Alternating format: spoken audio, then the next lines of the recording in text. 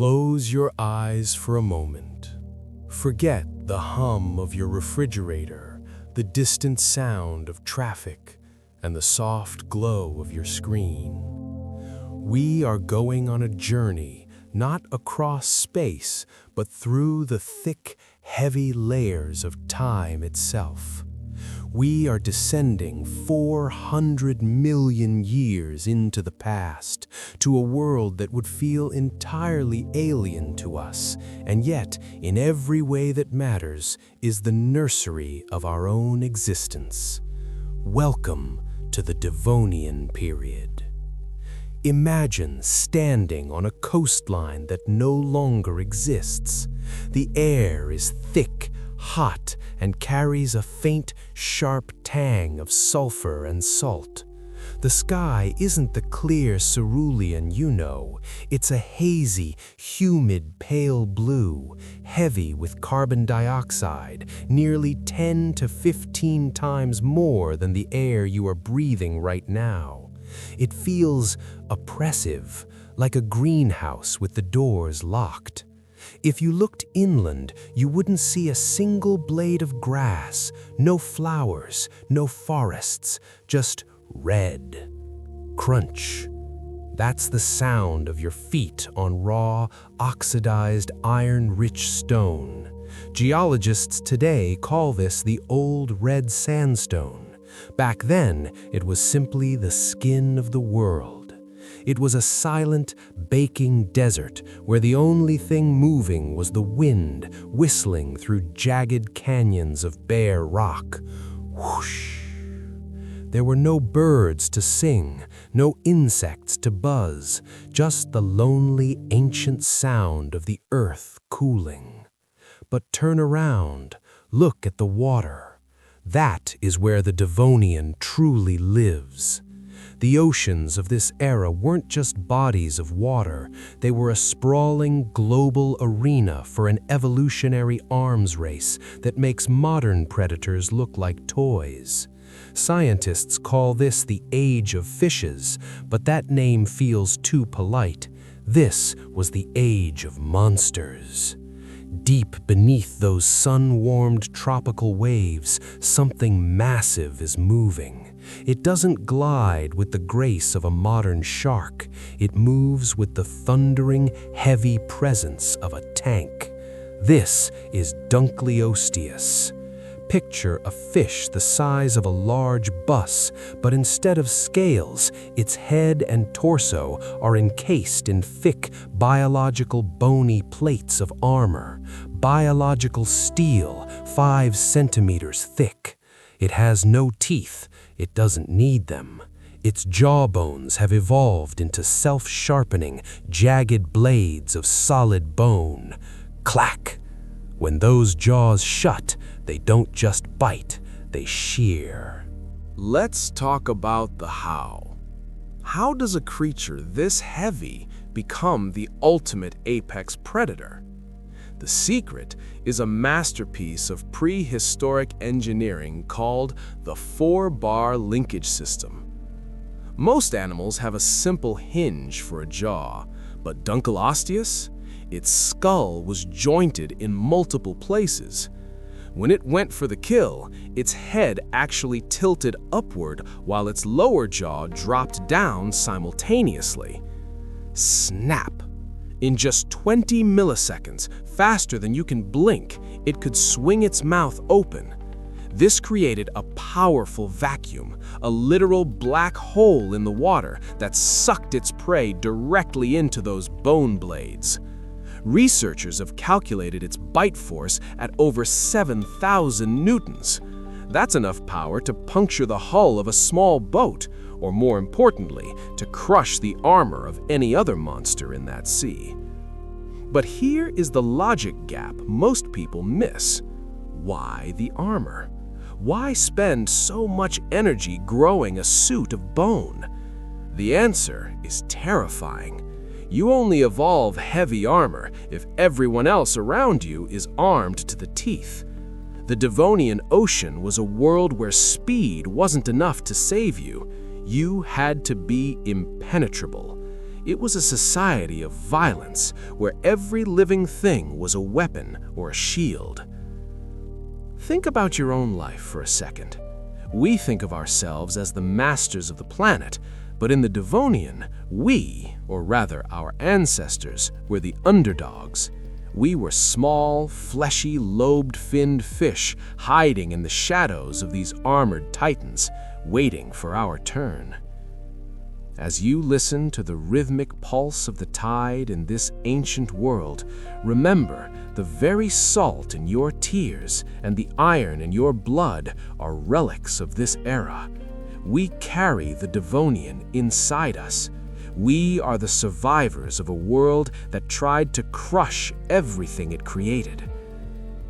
The sun is beginning to set over the red horizon of Euramica. The heat is still radiating from the stones.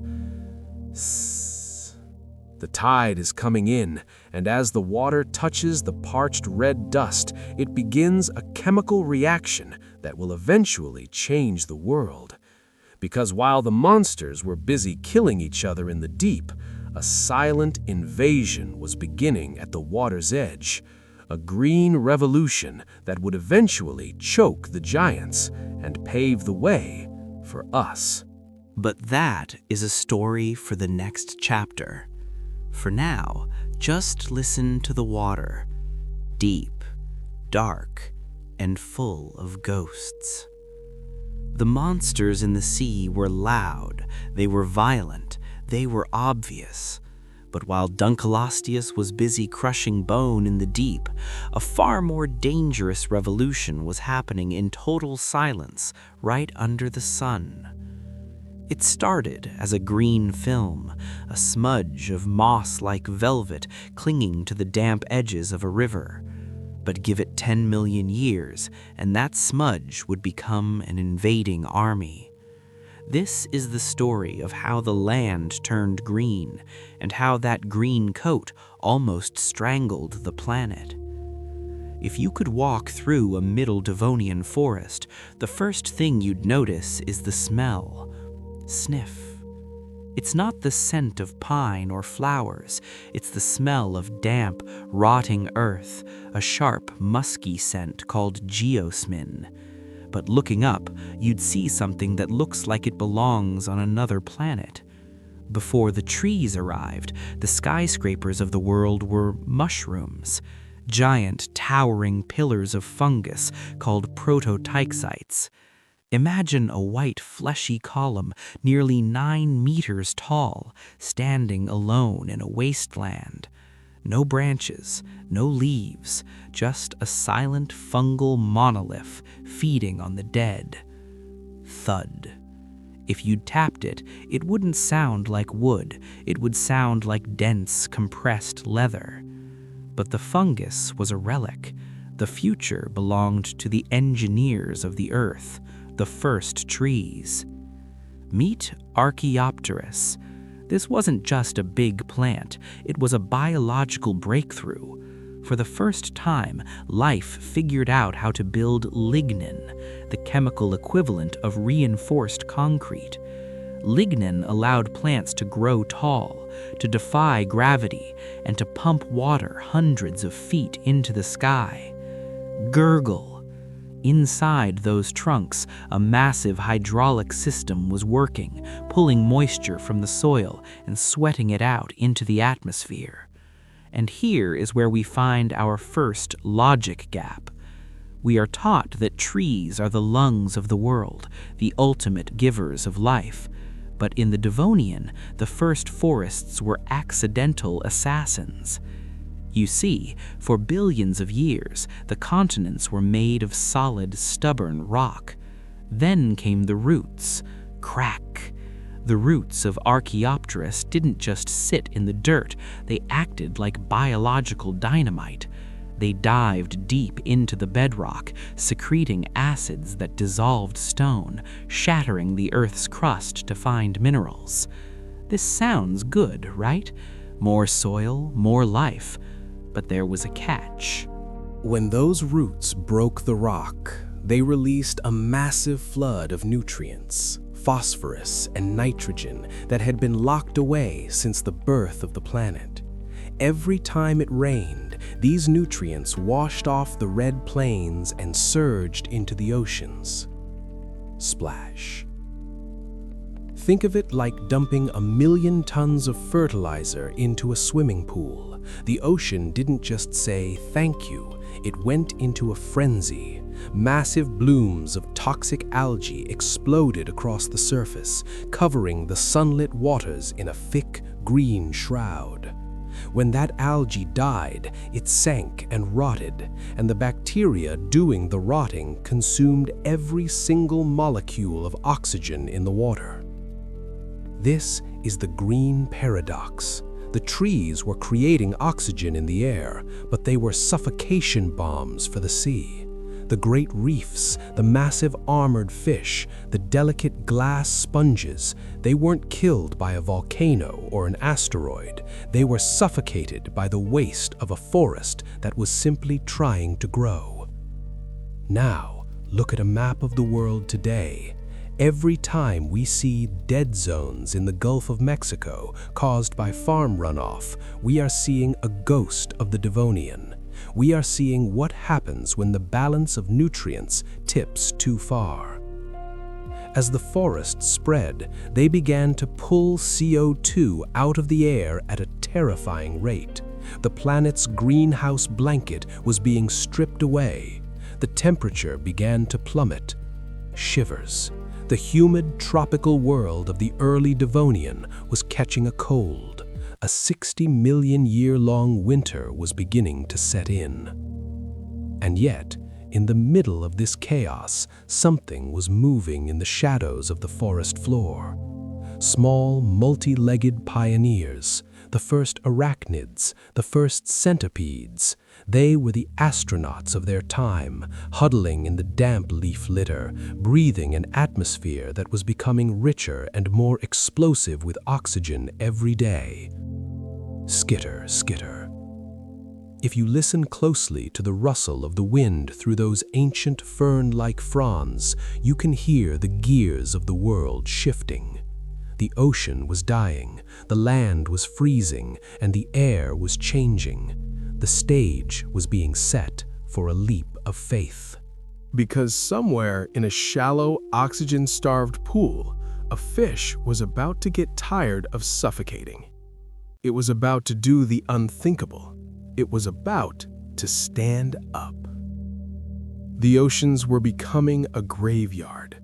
The water was stagnant, warm, and choking with the rot of the world's first forests. If you were a fish in the late Devonian, your world was literally running out of breath. But, as the saying goes, life doesn't just find a way, it finds a door. And for some, that door was the surface of the water. Imagine a shallow, weed-choked riverbank. The water is tea-colored, stained dark by decaying leaves. Squelch. That's the sound of a creature pressing its body into the mud. This isn't a lizard or a frog. It's a fish, but a fish that has stopped trying to be one. The Great Push-Up. We often picture the move to land as a heroic leap, a brave pioneer claiming a new world. But the reality, it was a clumsy, desperate struggle. These creatures weren't walking yet, they were leveraging. Take a look at Tiktaalik. This is the most famous missing link in history, found on a frozen island in the Arctic. It looks like a cross between a salmon and an alligator. It had scales and gills, but its head was flat, with eyes on top, staring at the sky. Gasp. It was gulping air because the water beneath it was useless. But the real magic was hidden inside its fins. Most fish have fins like delicate fans. Tiktaalik had a wrist. Snap. It had a skeletal structure that matched yours, a humerus, a radius, and an ulna. It could actually do a push-up. It could prop its head above the water to see what was happening in that strange, dry world of green silence. The mystery in the mud. Now here is where we biet gat nyin, where we flip the script on the traditional story. For a century, we believed Tiktaalik was the star of the show. We thought the timeline was a neat, straight ladder. But then a discovery in Zakelmi, Poland, turned everything upside down. Geologists found footprints, thud, thud, thud. Clear, heavy tracks of a four-legged animal walking across a tidal flat. The problem? These footprints are 395 million years old. That is nearly 18 million years older than Tiktaalik. It's like finding a smartphone in the middle of a Victorian battlefield. It shouldn't be there. This discovery tells us that while Tiktaalik was practicing its push-ups in Canada, something else, something much more advanced, was already going for a stroll on the beach in Europe. Science isn't a straight line. It's a messy, tangled bush. Evolution was prototyping the landwalker in different places at different times, over and over again. The price of the shore. But why do it? Why leave the buoyancy of the water for the brutal, crushing weight of gravity? Logic gap. Most people think they came for the food, but there wasn't much to eat on land yet, besides a few crunchy bugs. The reality, they came to escape. The water was a war zone of armored monsters and oxygen-free zones. The land, as harsh as it was safe. It was the ultimate witness protection program for the underdogs of the sea. But gravity is a thief.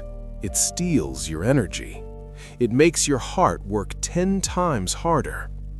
The first walkers, like Ichthyostega, were not graceful. They moved like seals, dragging their heavy, barrel-ribbed bodies across the mud with their front arms. Ugh, it was an exhausting, rib-crushing way to live. And yet, look at your hand right now. Count your fingers. 5. In the Devonian, the rules weren't set yet. Some of these early walkers had 7 toes. Some had 8. Acanthostega was a creature with 8 fingers on each hand, still living mostly in the water.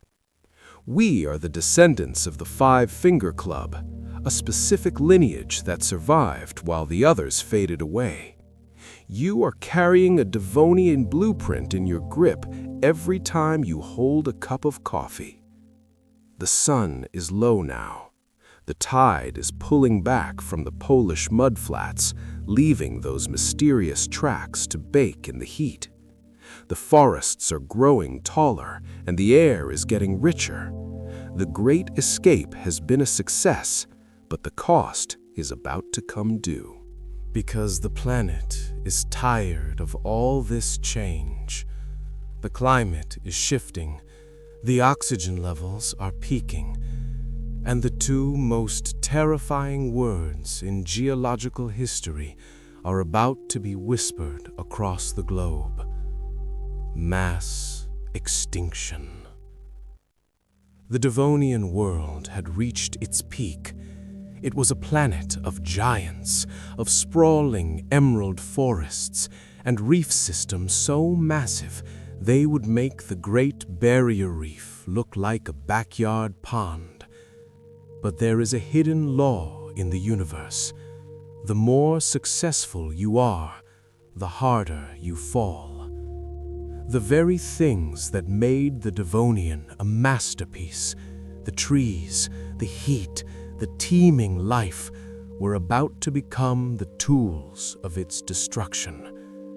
This wasn't just a bad day. This was a 13-million-year-long execution. The first blow, the Kellwasser event. Around 372 million years ago, the music stopped. It didn't end with a bang or a giant rock from space. It ended with a long, slow gurgle. Imagine the tropical seas. They were the cities of the Devonian, built by stromatoporoids, dense, stony sponges. Suddenly, the water begins to change. It turns dark. It turns cold. Glub, glub. The oxygen is being sucked out of the water column, replaced by a toxic, sulfurous cocktail. The logic flip. We usually think of dead zones as a lack of life, but the Kellwasser event was caused by too much life. Remember those first forests? Their roots were still tearing into the continents, flushing massive amounts of nutrients into the sea. This caused eutrophication on a global scale. The oceans were essentially overfed. Algae bloomed so thick you could have walked on the water.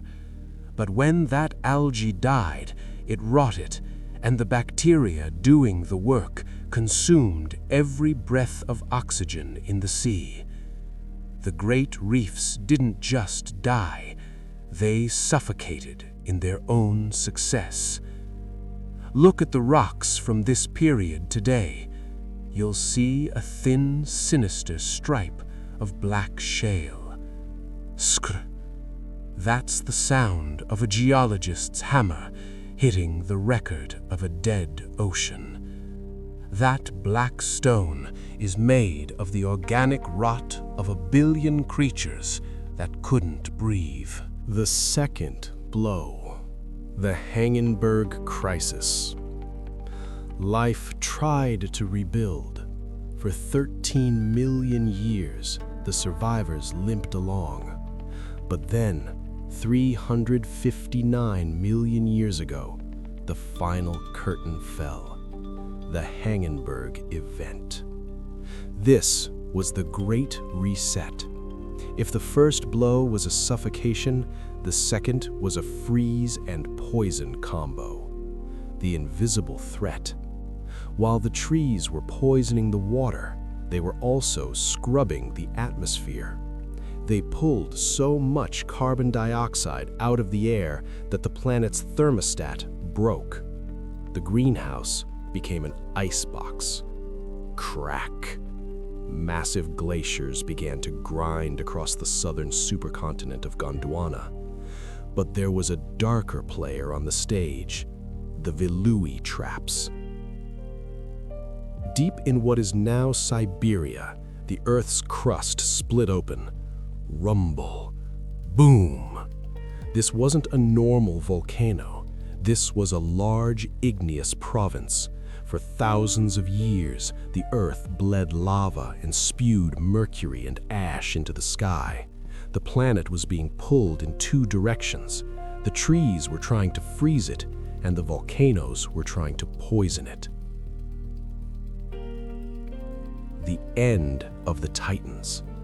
This is the moment the Placoderms, the armored kings like Dunkleosteus, finally vanished. Think about that for a second. A lineage that had ruled for 70 million years. They had the best armor, the strongest jaws, the most successful designs. And yet, in the blink of a geological eye, they were deleted. Poof. Gone. Not a single armored fish made it into the next era. Why? Because in an extinction, size is a liability. Being a 10-meter-long killing machine requires a massive, stable food chain. When the reefs collapsed and the small fish died, the giants had nothing to fuel their engines. The kings were the first to starve. The survivors' secret. But look closely at the wreckage. Amid the rotting armor of the giants, something small is wiggling through the dark anoxic mud. Splash. It's a shark, but not a great white, just a small, slender scavenger about the size of your forearm. Squelch. It's a lobe-finned fish, huddling in a burrow, breathing through its primitive lungs while the water above it turns to poison. The human link. If the Devonian hadn't ended in this horrific double catastrophe, you wouldn't be here. If Dunkleosteus had survived, the age of fishes might have never ended. Our ancestors would have stayed small, terrified snacks in the shadows of giants. The extinction was a filter. It cleared the stage of the specialists and the monsters, leaving room for the generalists, the weird, the small, and the brave. The sky is turning gray. The red rocks of the continents are being covered by snow for the first time in millions of years. The oceans are silent. The era of armor is over. We are entering a period of silence that scientists call Romer's Gap, a 15 million year hole in the history of life. When the world finally wakes up again, it will be unrecognizable. The fish will be gone, the trees will be different, and the four-legged creatures in the mud will finally be ready to take over the world. The world is quiet now. The screaming jaws of Dunkleosteus have turned to dust. The suffocating heat of the greenhouse has been replaced by a biting glacial wind. For 15 million years, the fossil record goes almost completely silent, a period we call Romer's Gap. It's as if the world took a long, deep breath after the trauma of the extinction, waiting for the dust to settle. But as the silence of the Devonian fades, the world that wakes up on the other side is familiar. The Five-Fingered Club. Lift your hand for a second. Look at your fingers. 1, 2, 3, 4, 5. Snap. In the Devonian, this wasn't a rule. It was just one option among many. Remember Acanthostega with its 8 fingers, or Ichthyostega with 7? They were the experimental prototypes. But during the chaos of the Hungenberg extinction, those multi-fingered lineages were pruned away. Only one group made it through the bottleneck, the pendactyls, the 5-fingered ones. Every time you grip a steering wheel, type on a keyboard, or hold the hand of someone you love, you are using a piece of technology that was standardized in the mud of a Devonian swamp 359 million years ago. We are the legacy of a survivor that happened to have 5 digits instead of 8, the black gold. But the Devonian didn't just give us our bones, it gave us our modern world. Think about the massive reef systems we talked about. Those towering walls of stone built by sponges and corals. When they died during the Kellwasser event, they didn't just vanish, they were buried under miles of sediment, cooked by the heat of the earth for hundreds of millions of years. Hiss. That's the sound of a gas pump today. Much of the oil and natural gas that powers our cities, our cars, and our planes comes from the rotting remains of Devonian life. The age of fishes is literally the fuel in your tank. We are burning the ghosts of armored monsters to light up our nights. The economic engine of the 21st century is built on the bones of a 400 million year old catastrophe. The mirror in the woods. Walk into a forest today. You see oaks, pines, and maples. They look nothing like the Archaeopteryx.